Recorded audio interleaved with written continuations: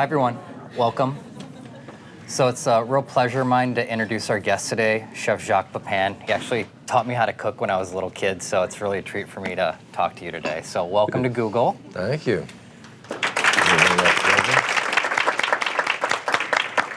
So you're here to talk about your new book, and... That's what I'm here for. Yes. Okay, good. So,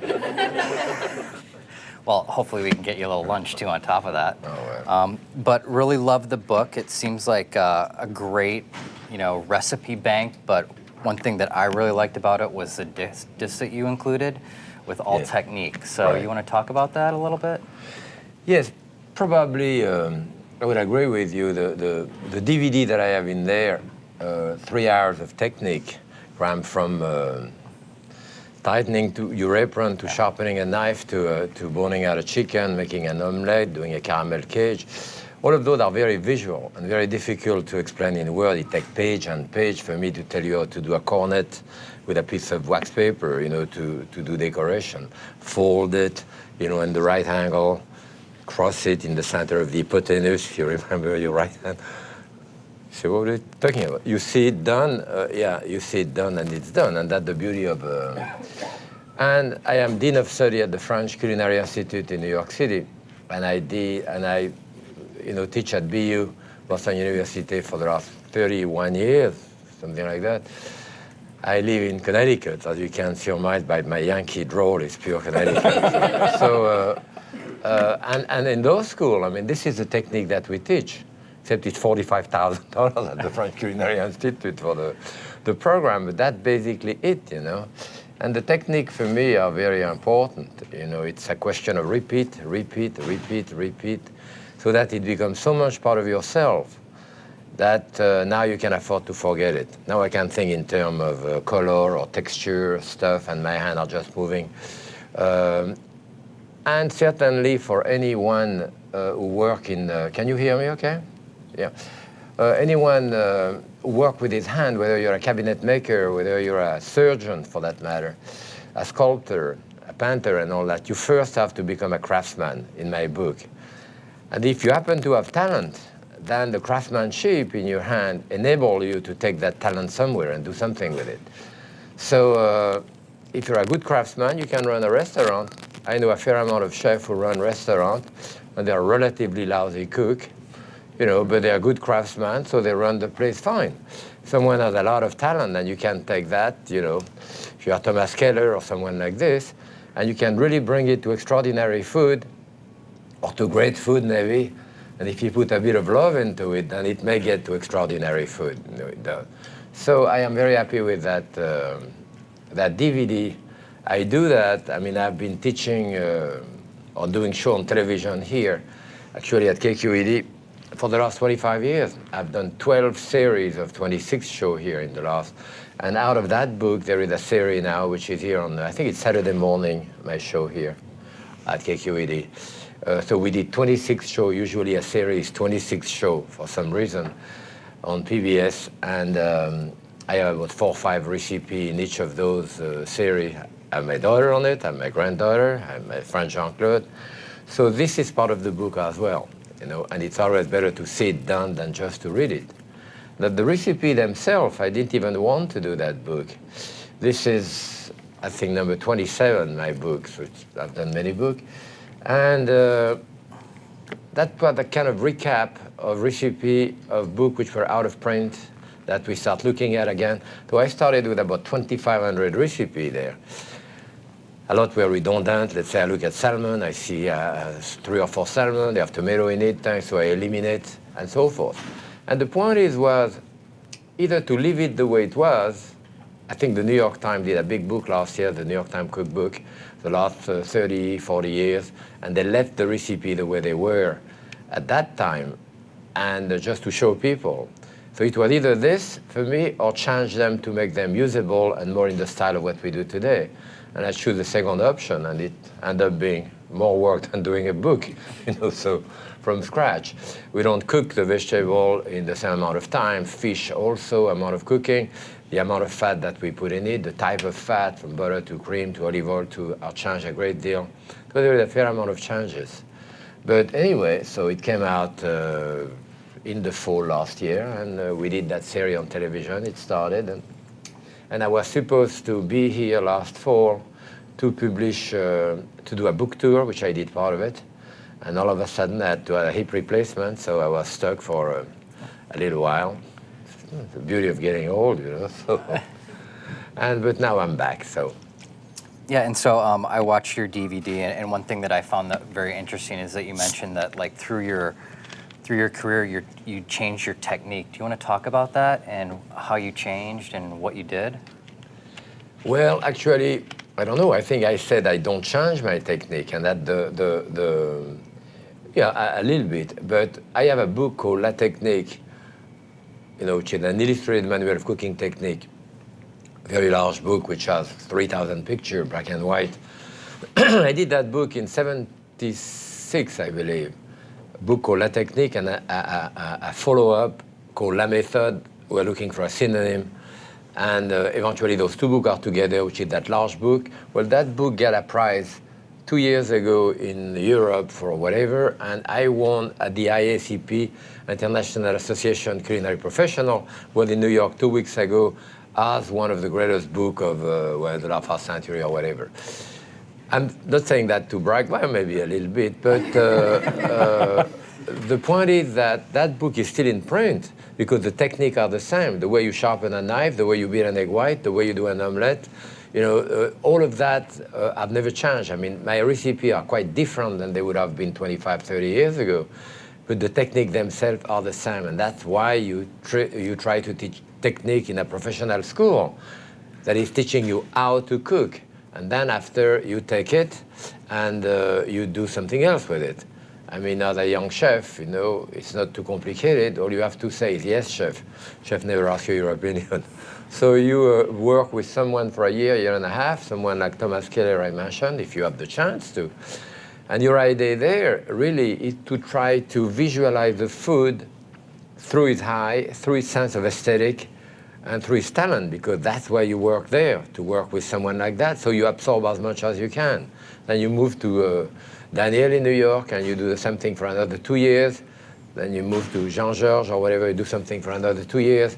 And after 5, 6 years, the young chef has absorbed an enormous amount of material, just saying, yes, chef. So at that time, you kind of, excuse the pun, you can regurgitate it, you know, but now you filter it through your sense of aesthetics, your sense of taste, and now you start doing your food, you know, but not before that, really. It does take time. What am I talking about anyway? No, actually, that was great. So I heard a really interesting fact. At the time, you were offered the job with the Kennedys to be the chef of the White House, and you turned it down to work for Howard Johnson. So I'd like to hear more about that. Not a big deal, because it's not really. I mean, I had been the chef in France from '56 to '59 to 3 presidents. I finished with de Gaulle, you know, in '59. So I came to this country. I worked at the Pavilion in New York. I was going to stay a year, 2 years in New York. Most people come to America, you know, to get a better life for economic reason, religious reason, you know, political reason too. It wasn't my case. I work at the Pavilion, which was considered maybe the greatest restaurant, French restaurant in America at that time. And I worked there, and Howard Johnson was one of our customers, Howard D. Johnson, the one who created the company. But in the spring of 1961, the Kennedy were very regular at the house, start, you know, planning for the White House. So they called me. At that time, it was very casual. I mean, they called the owner of La Caravelle, the restaurant, which called Roger, the chef. Roger called me. I said, well, I don't know, I don't think so. Pierre Freinet was at the Pavilion, was leaving to go to Howard Johnson, and he said, come with me, and so forth. So I had no idea, to be truthful, of the inkling of the possibility of publicity from the White House and all that, because it did not exist. So you have to realize that 30 years ago, I would never have been sitting here. The chef was at the bottom of the social scale. And when I was in Paris, when I worked with the French president, I served people like Eisenhower, Nehru, Tito, Macmillan. Those were the head of state at the time. No one ever would come to the kitchen, not even, or thank you or whatever. You never even have a thank you or anyone say. If someone come to the kitchen because something was wrong, and then you get it, but otherwise you never. So that was the way it was. I mean, I'm not complaining. It was the way it was for everybody. So when I was asked to go to the White House, I had no idea of the possibility of publicity. I'd never been in a newspaper, in a magazine. Television barely existed.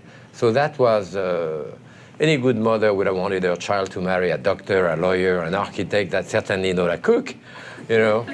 Now we are genius, so I don't know what happened. In any case, to validate my choice, I did that, certainly because of that, I didn't realize. But it was very good. I worked 10 years director of research for Howard Johnson. I learned words like specific gravity and coliform and bacteria stuff. I learned the American eating habit. I was in a totally American environment. So it was very good for me. I opened the World Trade Center in 1973, I believe. Yeah, 73. I opened a restaurant first when I left Howard Johnson on Fifth Avenue in New York called La Potagerie. It was a place with a very high volume too. A group of investors wanted to do that, so I created the concept, the name, and I did the thing. Then I opened the World Trade Center in 1974. I did a commissary underneath for the 2 towers, and we had 26 restaurants on the main course, and that, in addition, Window of the World, Skydive on 44th Street, and so forth. I have to say that the commissary that I had under Tower 1 was blown out in 1993 by by a guy who brought the truck there with a bomb in it, a terrorist, and they blow out that part of the building, the terrorists, and then after, of course, they blow the whole thing. After that, I was a consultant for the Russian Tea Room in New York, too. I'm saying only those jobs because I could never have been able to do the commissary at the World Trade Center or that soup place or the Russian Tea Room if I hadn't had the training of Howard Johnson that I had. As a chef, I didn't know anything about production, stuff like this. So Howard Johnson was very good for me. Great. In that way. So what are some of your fondest food memories? Fondest food memory, it's always sitting down with either my wife or my mother or my kid or friend. Friend is always the fondest. I mean, food itself is nothing in itself. The sharing of the food along the table and all that is what makes it. I mean, this is maybe the most civilized way of having a conversation around food and discuss it. So that's important. In our family, it's of course with bread and wine. There is always bread and wine on the table, so I can see a meal without a basket of bread and a bottle of wine. And I've been married 45, almost 46 years, and I don't remember one day that my wife and I didn't sit down for dinner. We don't have time really for lunch. We sit a little bit for lunch, but having dinner and drinking wine, often 2 bottles of wine. But the point is, if I start cooking at 4 o'clock in the afternoon, I open a bottle of wine, white wine, and then by the time we sit down to eat at 7, 8 o'clock, it's gone, so we open a bottle of red wine. So now when I go see my doctor, I say, how much wine do you drink? I've decided to only buy my wine in Magnum now, because 1 bottle. I said, 1 bottle between me and the wife. That's it. I avoid problems. So you mentioned that you were cooking with your daughter and your granddaughter. Are they good cooks as well? Has that been a good bonding experience for you? Well, my wife is a good cook. My wife was born in New York City from a Puerto Rican mother and a Cuban father, so she's a real New Yorker. That's why that book often I may be looked at as the quintessential French chef. You get to page, 32, and you'll have black bean soup with banana and cilantro on top, which is really kind of Cuban. Next you have a ceviche, next you have whatever. That represents the last 50 years in my life for me in America, so it's a very American cookbook in that sense.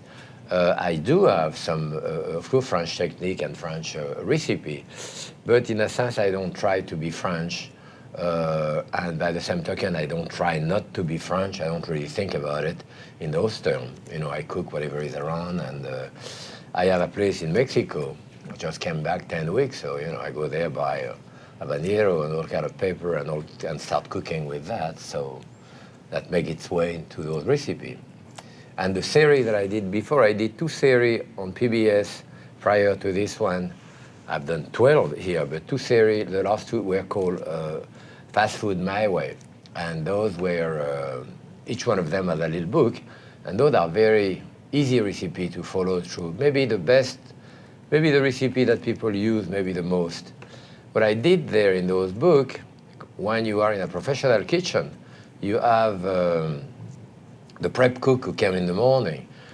La mise en place, we call in French. So the prep cook bone out the chicken, bone out the fish, slice the mushroom, chop the shallot, wash the spinach. They do all that stuff, chop the tomato and all that, so you have everything ready. I get to the stove, everything is fresh ready. Someone order a filet of sole. I grab that filet of sole ready. I put some shallots on top, bit of sliced mushroom, dash of white wine, bit of olive oil, bring it to a boil, finish it up. I do it in 3, 4 minutes, 5 minutes. Why? Because everything is ready. So that was the premises in those books. I use the supermarket as a prep cook. I can go there, buy 2 breasts, boneless, skinless breasts of chicken. I use a non-stick pan, a pre-washed spinach, pre-sliced mushroom, whatever I can buy at the market. And with a minimum amount of effort, fresh food, I can do, a menu. In fact, when we did that, those show half an hour, I did 3 dishes.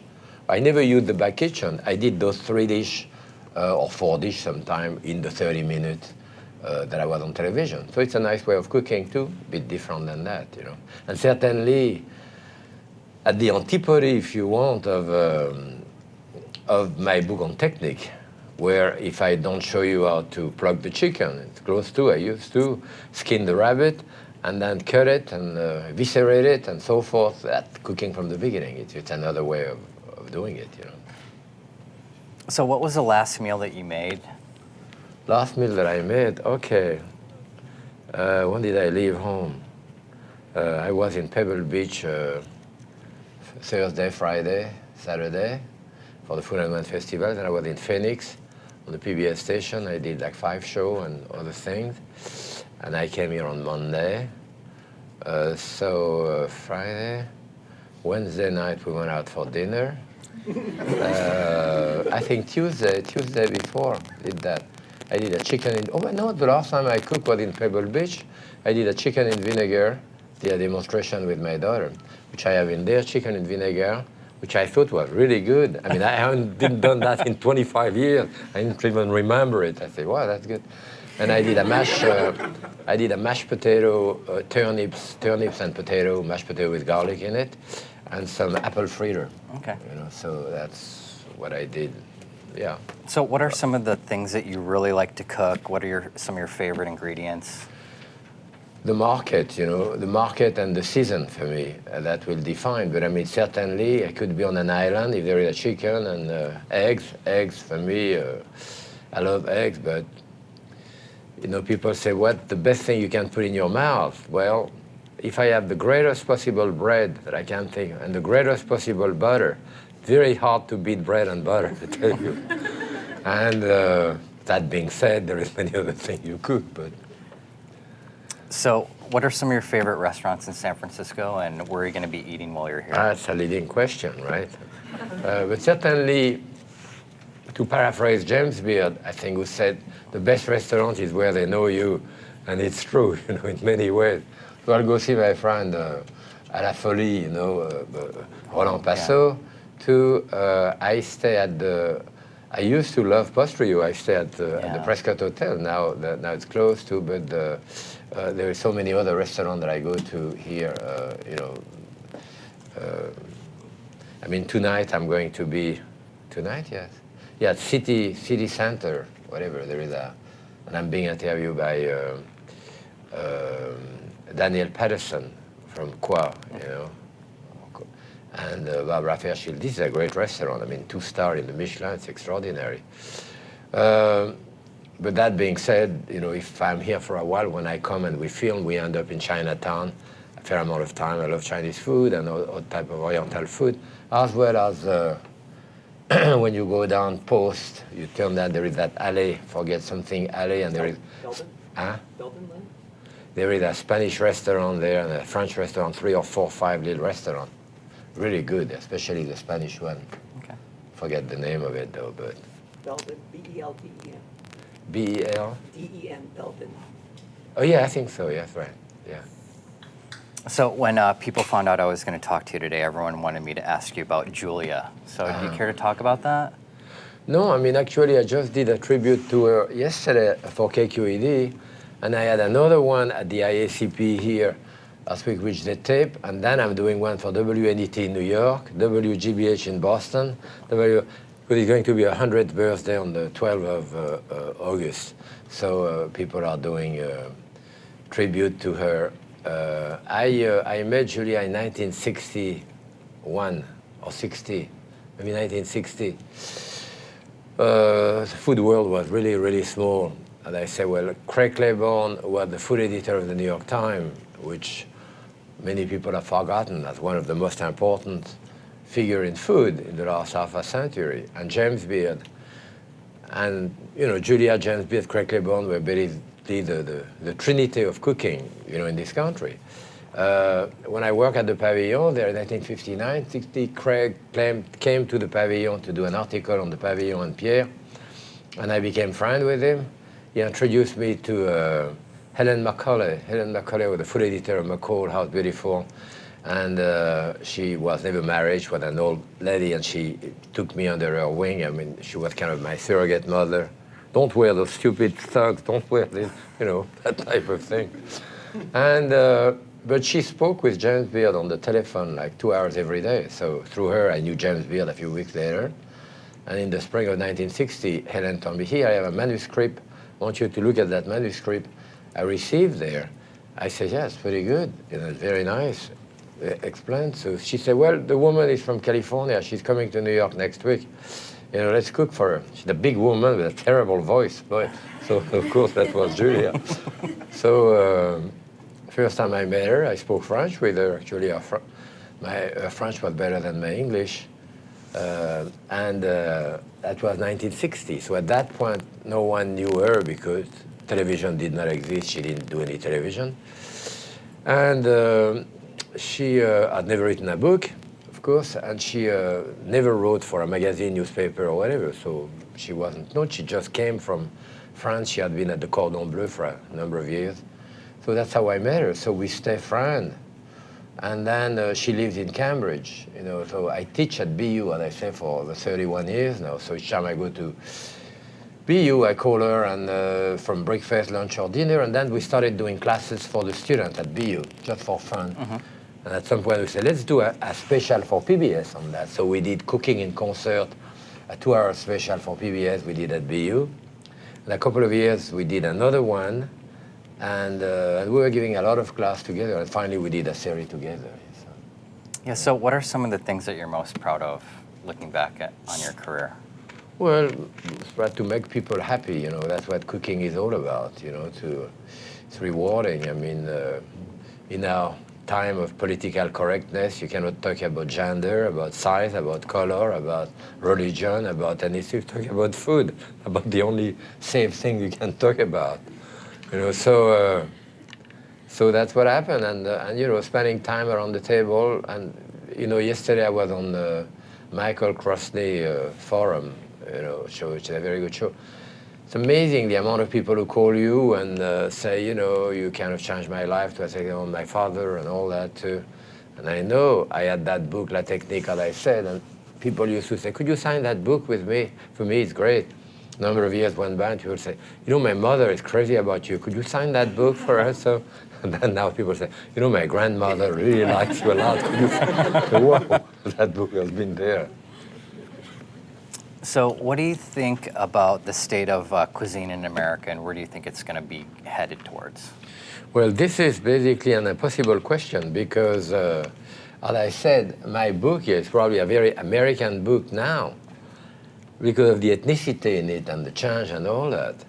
I mean, if you go to France, people still eat French 99% of the time. There is some Chinese, you know, Italian and other restaurants, but basically the cuisine is this way. It's part of your tradition, it's kind of visceral, and that's how you eat. And that's the way it is in Italy, and that's the way it is in Spain, or in Portugal, in Germany for that matter too.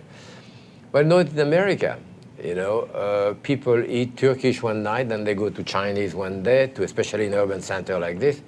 It's another world, and this is the reason why someone like me could come from another country and make it, you know, to a certain extent, which would be difficult for a certain lunch order for Chinese chef or Greek chef to make it in France or in another country, I mean, throughout Europe.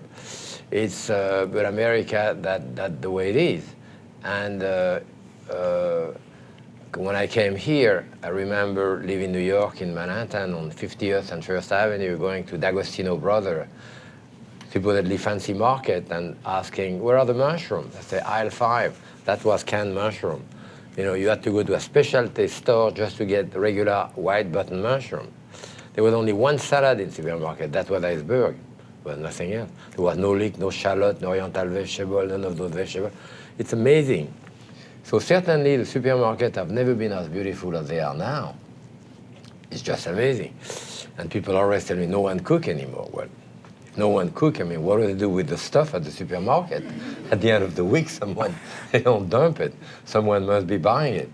So yes, it has exploded. And someone I heard on television the other day was saying there is 407 cooking television show on television, from the Cooking Channel, from the Food Channel Network, from Travel, from Oxygen, of course PBS too, that at the time when I was doing even the show with Julia, before it was pre-Food Channel Network, so except for PBS, there wasn't that many things going on, you know, in cooking.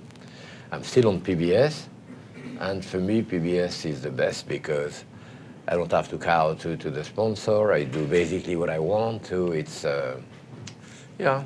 And I'm kind of faithful. When I'm good somewhere, I stayed. So that's what I did.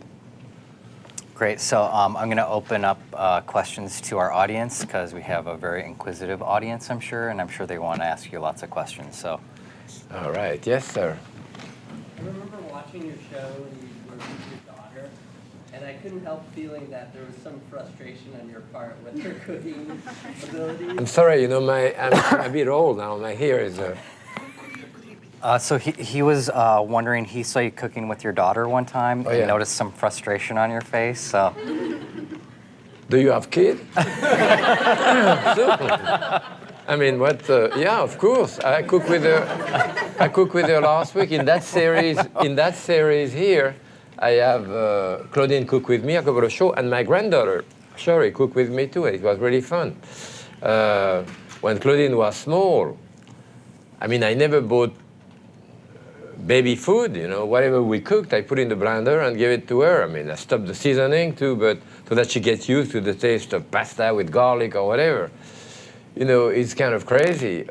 People there are going to have, you know, pizza for the kid or buy food, and then once a month everyone eat together, or they have, you know, friend coming for dinner. They do a roast of veal with artichokes, and they send pizza for the kid or whatever. And then the kid gets to be 10 years old after his first communion or his bar mitzvah or whatever.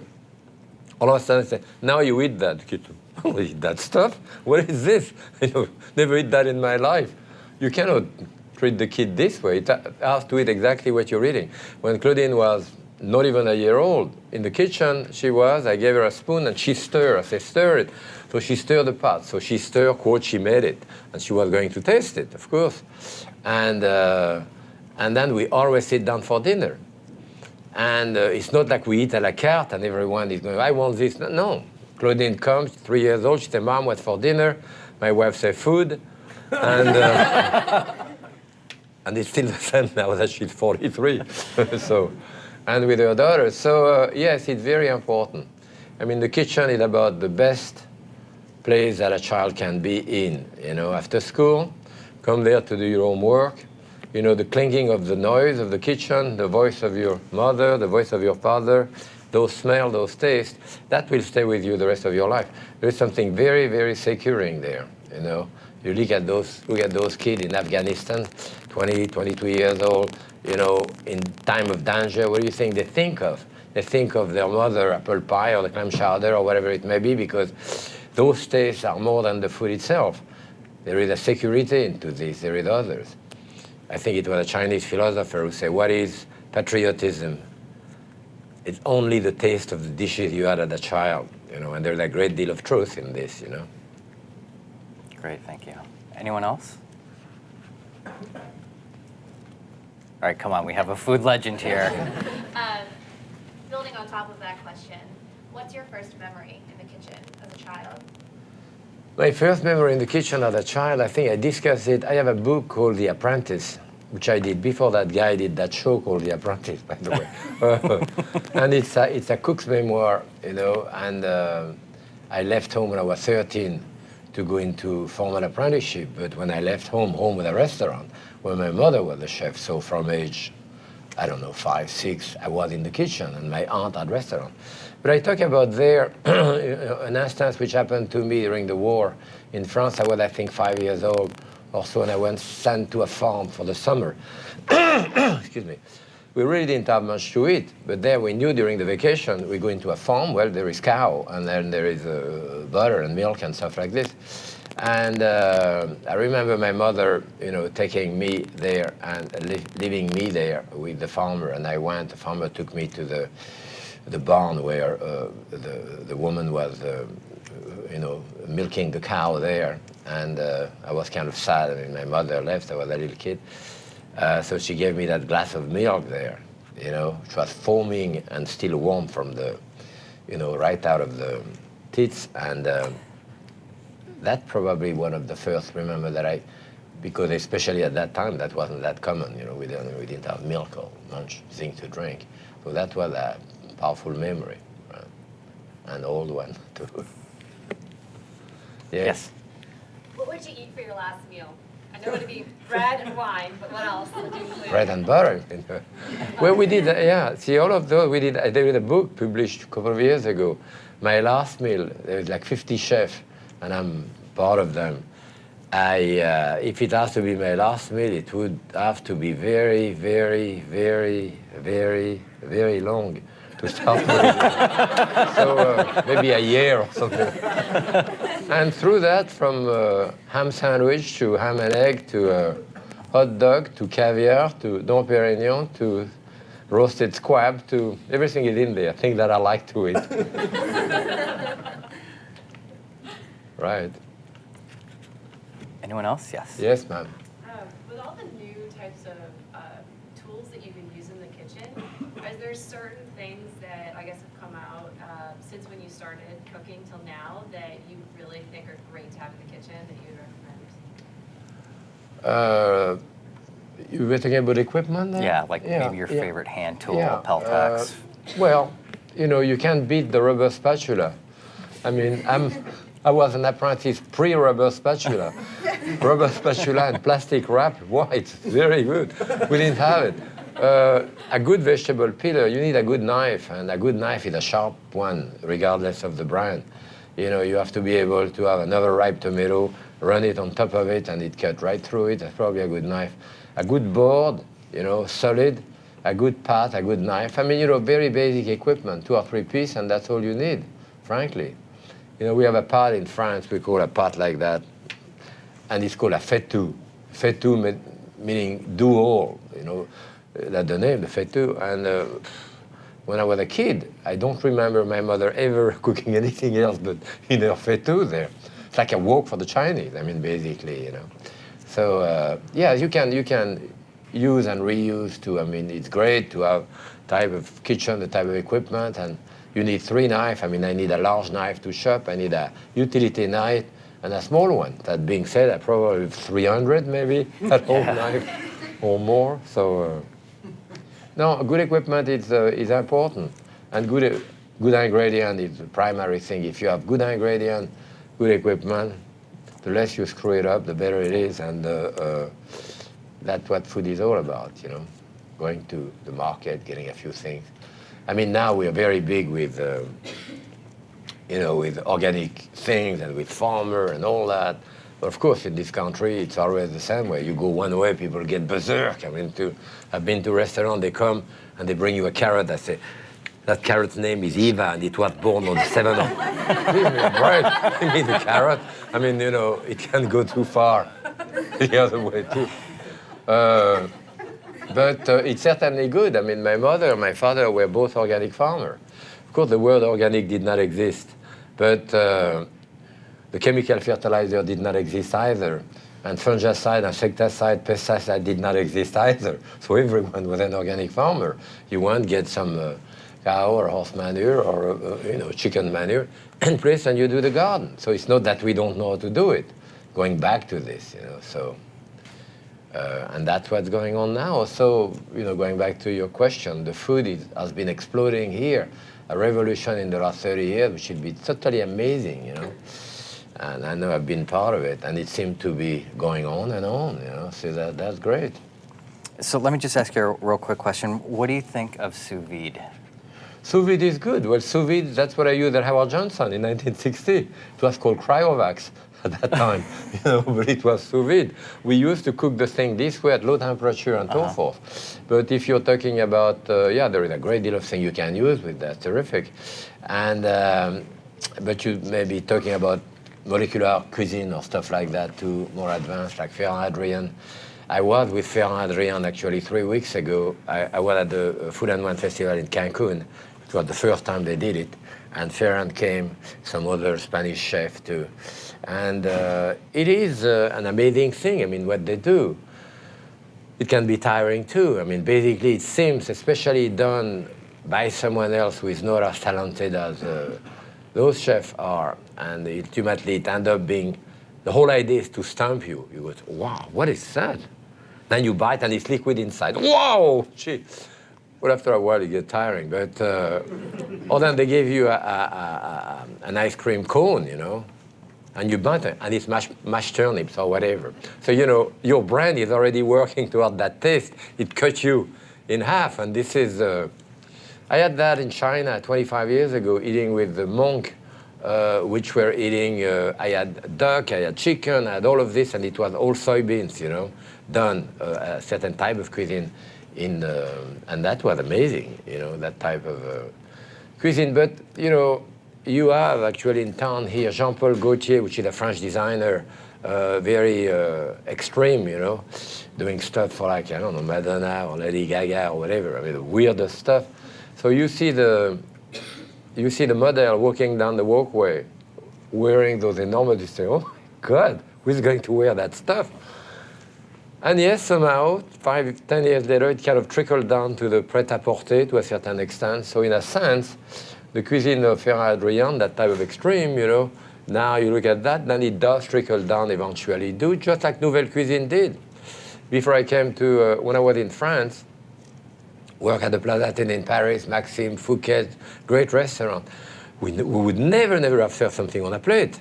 Even more so my mother, who had that small restaurant, my aunt, they all have small restaurant for worker, I mean, very inexpensive type of restaurant. Nothing was ever on a plate. You just bring, if you have that little piece of fish, you bring it on a platter too. Even at home, my mother, she would do a roast, whatever, put it in the center of the table, then we help ourselves. It was never served on a plate. Nouvelle Cuisine came in the 70s, oversized plates, chefs starting arranging stuff too, and now you don't have a chef who would serve anything else but serving something on a plate. So that's a legacy of Nouvelle Cuisine, as well as cooking vegetable, different way, other type of thing, of course. So it kind of trickled down, eventually. Great answer. Yes? So what do you think about the future of French cuisine and also the French culinary instruction? Uh-huh. Yeah, that's a good point. It's quite different yet, however, you go to France, people are really not too aware of this, You still have a lot of very good restaurants. Unfortunately, for most Americans, they look at French cooking in the context of star restaurant. You do have two 2-star and 1 3-star here in California, which is amazing, and in New York, we have more. I mean, there is only 21 3-star restaurants in France. There's about 80 or so 2-star and maybe 400 1-star, with 500, 600 of the whole star system. Well, there is 146,000 restaurants in France, I believe. But Americans very often, and especially years ago, would go to France and eat like in 3-4 3-star restaurants in a week. Of course, it's an overload of truffle and reduction of cream and stuff like this. That's what that type of restaurant is. But when I was taking group with BU, Boston University, we go maybe to one star, sometimes 1, 2 star, but otherwise I take them to brasserie, bistro too, and they say, wow, this is French cooking? I thought this was more Italian, like a roast with the juice or a puree of potato or whatever, which is basically what people eat. I mean, I'll go on the road when I'm in France and I go to like Les Fermes Auberges, the farm inn. There is a little book for that. And more than 60% of what you eat there has to be produced by that farm. Sometimes it's 80, 90%. I've been to some farm, Remember one time I was in the Jura area, the northeast part of France, near Alsace, with my wife and another couple. And I saw a sign, Ferme Auberge, a piece of wood on the road. We followed that small road. Then at the corner of a road, I saw a house there. Well, I said, probably in there. So I saw some chicken coming out, a pig in the courtyard. I go in, and there was a little girl doing her homework at the table. I say, is that the farm auberge? She said, yes. I said, you think we can eat? I said, let's call my mom. So she called her mom, who came with her apron, and then her father came. There was no one. And her father said, okay, I'm going to go shave. I said, you don't have to shave. He said, I'll go pick up wild mushroom. I said, better idea. So he went to pick up mushroom. She cooked whatever they cooked that day. Probably cost us $6 or $8 per person. And this is the type of food that I like to eat more. Yeah, granted, occasionally I'll eat at PSC and all those great restaurants, but this is not really what food memory are made of. It's not visceral enough, Anyone else? Yes. So I love to cook, but there's one thing I still hate doing, and I've done much more challenging things, but I can't stand chopping cilantro. It sticks to my hands, and I was just wondering if you have any weird little things like that you just hate doing. To clean up your hand? No, just No. like chopping onions or chopping cilantro or whatever. I'm sure you do much more challenging things, but. Yeah, well, you have to look at that tape there. I mean, all of the technique is in there, all of those, the technique from cilantro, whatever. I mean, I'm always washing my hand, washing the surface of my board. It's almost a conditioned reflex for me. And when I finish that, my wife comes behind and rewash it anyway. So is there anything that you don't like to cook? not really. I'm not crazy about coconut and or marshmallow, but otherwise, no, I think I eat any kind of cuisine all the time. Yeah, some stuff I like better than others, but not really. Yes. In the same vein, do you have any pet peeves when you dine out in restaurants? Do you have something that really gets to you? Dining around here? Or anywhere. Anything that anywhere? irritates you when you dine out. Yeah, it's always great. I mean, as I said, where they know you is the best. I mean, I know some small little restaurant where I am. And for me, very often, instead of working, I talk to a young chef, and instead of doing something extraordinary that no one has seen, I am often being the devil's advocate, like at BU. And I say, what are we going to do today? I say, well, today let's do a lobster roll and a BLT and a hot dog. Look at me and say, you're crazy or what? No, the idea there is, yes, you can always do a better hot dog. You can always find a better hot dog with a better mustard, with a better bread, with a better way of graining it, with a better way, so that, or like a lobster roll, like my friend Jean-Claude, with my oldest friend, as I say, working with me for De Gaulle, and he come to Connecticut, and he said, let's go have a lobster roll at the shack on the Boston Post Road. There is a shack there in summer, closed in winter. Well, the guy buys the Philadelphia roll that we used to have at Howard Johnson, those flat rolls stick against one another. He browned them nicely in butter on each side. He has fresh lobster cooked, cracked pepper, bit of salt on top, butter, put that's it. Well, my friend with a professional chef will remember, he said, let's go have a lobster roll there.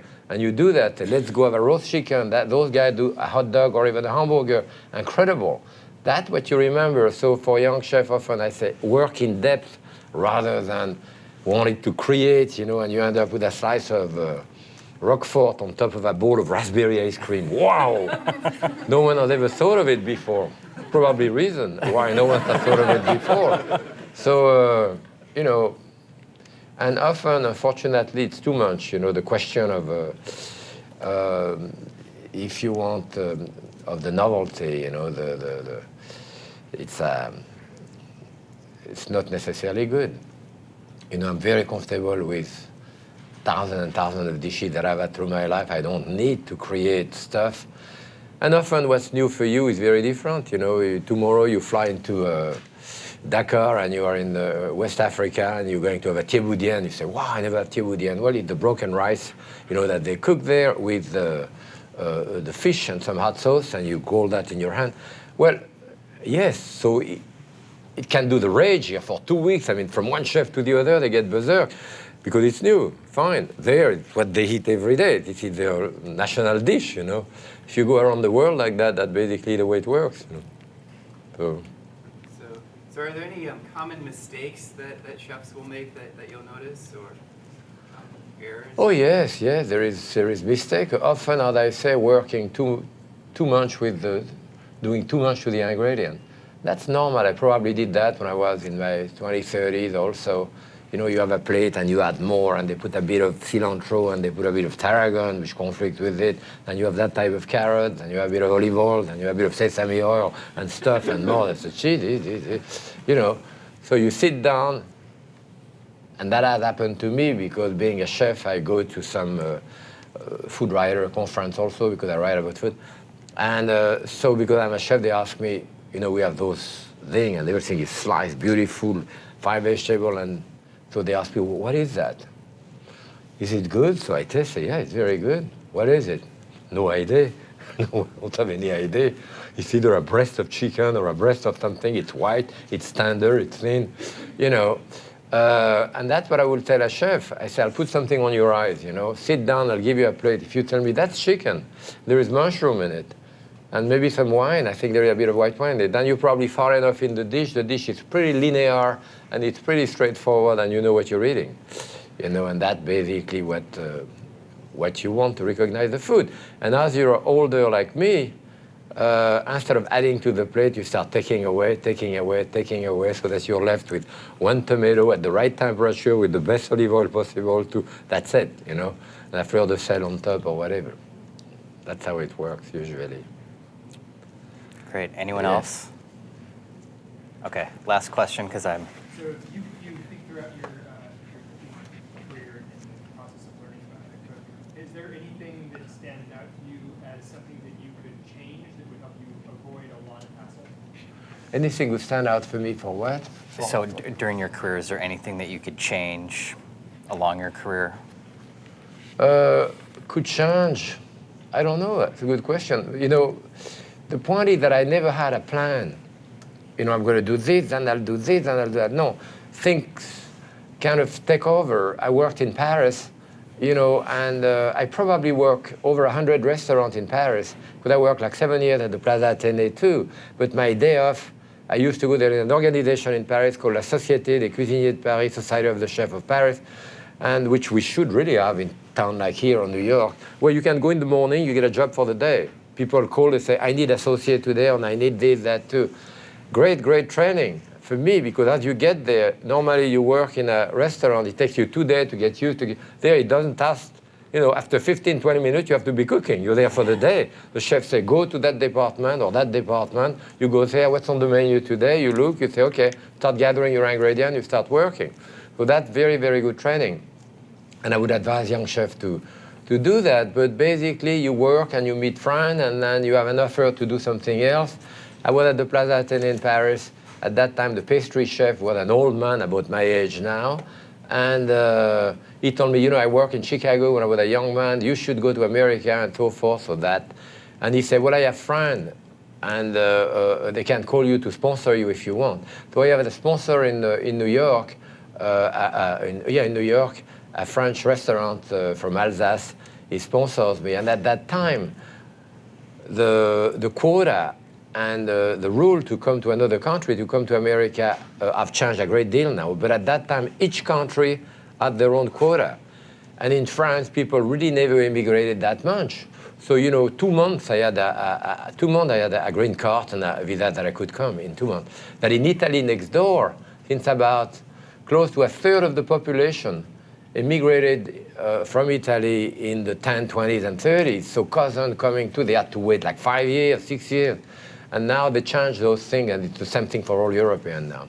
So it was very easy for me to come. I came on a student boat, actually, students who were coming back from Europe. And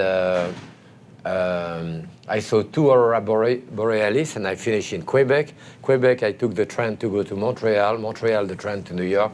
And I arrived in Grand Central with my suitcase. That was it, you know. No, those were very good experience. You know, even when I left from Lyon, I was 17 years old, and I went to Paris. I had work already in Lyon, did my apprenticeship, I started at 13. I told my mother, no, I have a job in Paris, I have a friend. I didn't have a job in Paris, I'd never been to Paris. I arrived with my suitcase too there, you know. So those are good experience, you know, to form someone, yeah. All right, well, thank you very much. It was a Thank real you. pleasure. Thank you very much.